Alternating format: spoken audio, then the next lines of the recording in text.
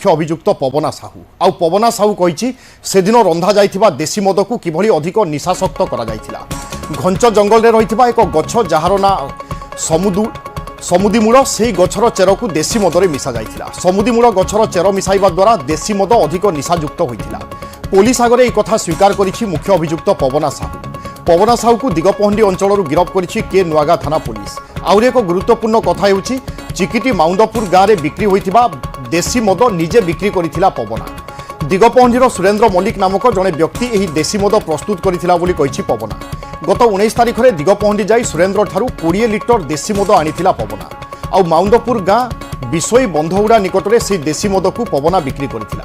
जो मद को पी 2 जनकर मृत्यु होइछि आउ 7 जनक अवस्था एवं मध्य गुरुतर रही। এই ঘটনার পূর্বরু মদ প্রস্তুতকারী সুরেন্দ্র মল্লিক এবং মুখ্য অভিযুক্ত পবনার বাপা বায়া সাহু এবং ভাই বিপিন সাহুকে পুলিশ গিরফ করে সারিছে। এবে মুখ্য অভিযুক্ত পবনা সাহুকে মিশাই এপর্যন্ত মোট 9 জনଙ୍କୁ গিরফ করে সারলানি পুলিশ।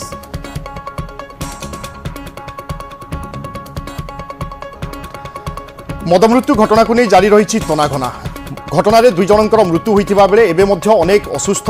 অছন্তি এবং সমস্তଙ୍କୁ এমকেসিজি রে ভর্তি করা যাইছি, চিকিৎসা করা যাଉଛି এবং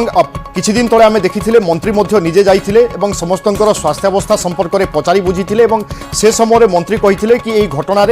যে মানଙ୍କର সম্পৃক্তি রয়েছে বা দেশি মদ কারবার হোক বা দেশি মদ রাঁধিবা হোক যে মানଙ୍କର সম্পৃক্তি আসিব সেମାନଙ୍କ উপরে কঠোর কার্যানুষ্ঠান গ্রহণ করা যাব এবং তারপরে পুলিশ মধ্য তদন্তকু জোরসোরে আগেইଥିଲା এবং আমি দেখুছে যে মদ প্রস্তুত করুলে বা যে মানଙ୍କର সম্পৃক্তি রয়েছে সেମାନଙ୍କୁ গিরফ করা যাইছি। কৈলাস বেহরা মো प्रतिनिधि आम सहित रोचंती। कैलाश निश्चय गोटे चिंताजनक कथा कि गछर चेर को मिसेइबा एवं मद विषाक्त हेबा वास्तव में से चेर क्यों जगार मिले एवं से चेर केबेठारु एमिति व्यवहार करा जाउथिला ना प्रथम थर व्यवहार करा गला ए संपर्क में पूरा सूचना दियंतु प्रथमे एवं परवर्ती समय परवर्ती प्रश्न को जिबा। देखो विभु जदि कहबा यही जो समुद्री मूलर चेर जोटा कि देशी मदर जहाँकि मिसा जाइଥିଲା ଏବଂ ଏହି ଚେର ଘଞ୍ଚ ଜଙ୍ଗଲରେ ମିଳୁଥିବା ନେଇ ଯାହାକି ପୋଲିସ ପକ୍ଷରୁ ସୂଚନା ମିଳିଛି ଯେ ଯେତେବେଳେ ଇଏ जो ପବନା ଯେତେବେଳେ ସୁରେନ୍ଦ୍ରକୁ କହିଥିଲେ ଠିକ ସେଇ ସମୟରେ ସୁରେନ୍ଦ୍ର ମଧ୍ୟ ଘଞ୍ଚ ଜଙ୍ଗଲକୁ ଯାଇ ସେଇ ସମୁଦ୍ରୀ ମୂଳର ଚେର ଆଣିଥିଲେ। ଚେର ଆଣିବା ପରେ ତାହାକୁ ରନ୍ଧା ଖାଦ୍ୟରେ जो ରନ୍ଧା ରହିଥିଲା ମଦ ରନ୍ଧା ହଉଥିଲା ସେଇ ସମୟରେ से मद रंधारे पकईला पकईला अधिक निशायुक्त करने निमंते यही समुद्री मूल चेर व्यवहार सूचना मिली। चेर सर्वदा व्यवहार करा जाए ना माप भूल हो गला ना सर्वदा यही चेर को व्यवहार करा जाए न था केवल निशायुक्त अधिक करने निमंते जिते आदेश देता पवन ठीक से क्रम जेहेतु निशा हो ना जहाँ फल कि व्यवसाय बांधा होता जहाँ असंतोष प्रकाश करने सहित पवना निर्देश देता घंच जंगल भितर जहाँ मिलू समुद्री मूल चेर से चेर को आनी जिते मदा रंध जाऊँगी मद रंधा समय पकड़ा निमंते निर्देश देवा पर सुरेंद्र से प्रकार समुद्री मूल चेर आनी पकई वर्तमान सुधा 9 जन को गिरफ्त करा गलानी। कैलाश आउ गिरफ्तारी बढ़िबो कि पुलिस कौन कहूची वर्तमान तदंत केमिति हबो? देखो गत काली सुधा 9 जन को पुलिस गिरफ्त करथिया बेले आउ 2 जन को मध्य चिह्नित कराइछे से माने वर्तमान से गाँव रे नहांती से केवाड़े फेरार हो जाइछथि एवं एने मध्य पुलिस रो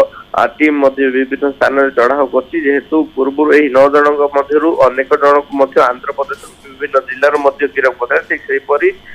वर्तमान से फोन को मध्य ट्रैक करा जाउछि एवं खूब शीघ्र से गिरफ्त करा जिवो बोली ताकि वर्तमान प्राथमिक कैलाश अन्यपटे एमकेसीजी जो माने चिकित्साधीन अच्छा से स्वास्थ्यावस्था नहीं अपडेट कौन अच्छी? एमकेसीजी मेडिकल वर्तमान 13 जन चिकित्साधीन अच्छा से 7 जन अवस्था संकटापन्न रही आईसीयू भर्ती कर चिकित्सा चलती अंपटे आउ 6 जन रही से वर्तमान मेडिसिन वार्ड चिकित्सित हो समस्त विपद मुक्त कहुई कि ना किए अति संकटापन्न अच्छा एबे भी देखो आम जहाँ एमकेसी मेडिकल सुपरटेडेंट सहित जहाँ कथबार्ता करूँ जेहेतु 7 जन आईसीयू भर्ती होती अवस्था गुरुतर रही है जन अवस्था संकटापन्न रही संकटापन्न अवस्था कि सुधार से एमकेसी मेडिकल डॉक्टर टीम जो रही से निजर प्रचेषा जारी रखी सब बड़ कथा जेहेतु दीर्घ घटना 6 दिन बीतला विषाक्त मद से शरीर 6 दिन है ट्रिटमेंट चलती विभिन्न प्रकार औषध ठार आरंभ कर इंजेक्शन दिया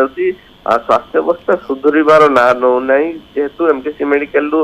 ପ୍ରଥମେ 15 ଜଣ ଯାଇଥିଲେ 3 ଜଣଙ୍କର ମୃତ୍ୟୁ ହେଇଯାଏ 13 ଜଣ ସେଭଳି ଭାବେ ଚିକିତ୍ସିତ ହଉଛନ୍ତି କିନ୍ତୁ କେହି ମଧ୍ୟ ସୁସ୍ଥ ହୋଇ ଘରକୁ ଫେରିବାର ଯାହାକି অর্থাৎ বর্তমান সুদ্ধা সম্পূর্ণ বা সমস্তে বিপদমুক্ত হয়ে না তেণু চিকিৎসা এবে জারি রয়েছে এবং আবশ্যকতা মুতাবক আউ কিছুদিন মেডিকালে রহিপারতি